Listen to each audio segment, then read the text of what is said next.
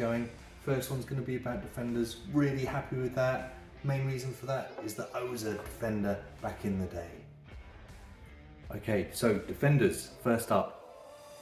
3 things I'm going to try and tell you today about the defending, about the way we need to defend within our team. We've got our back 3, as we've spoken about, back 3, midfield 4, and then an attacker. Concentrating on these 3. What we need to do is get you nice and compact, nice and close together, and nice and central as well. So when the 3 defenders are defending, we don't want any more than 4 or 5 meters between any one person. The more space there is, the easier it is for people to do that, okay? If you're here, you're nice and tight, they're gonna have to work, they're gonna have to go out wide, they're gonna have to try and come through you. That's a lot harder to do if you're nice and compact and tight. You can get a footing quite often, particularly when the midfielders are helping out with those tackles and getting in nice and compact in the middle. Really hard to get through there.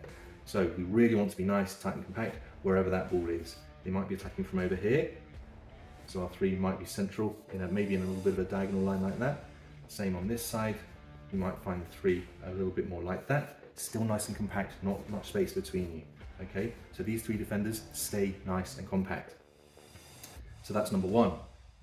Number 2 is all about getting out, about starting the attacks. We attack from the back, we defend from the front, okay? So important to get out.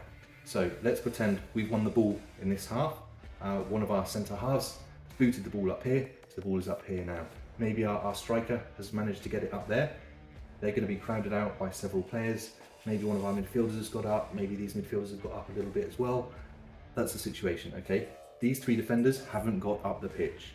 2 problems with that, okay? You can see how many yellow people and how many red people there are up here.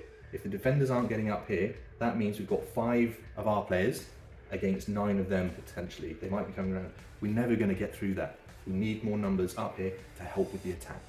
The other problem, if we don't get up, their strikers don't need to go back. So if they win the ball back with a tackle just up here, they just have to knock it back through to their strikers, and all of a sudden we've got to do defending again. Whereas if we kicked it up here, we're holding it up here a little bit. If we get out, we're running up the pitch, we get out, that means their attackers have to come back as well. They're going to be offside, they can't attack. Okay? Getting up the pitch, very, very important. Third thing I need defenders to remember, and this is really hard and it's just lots of practice, it's all about concentration. Keeping this shape is really hard.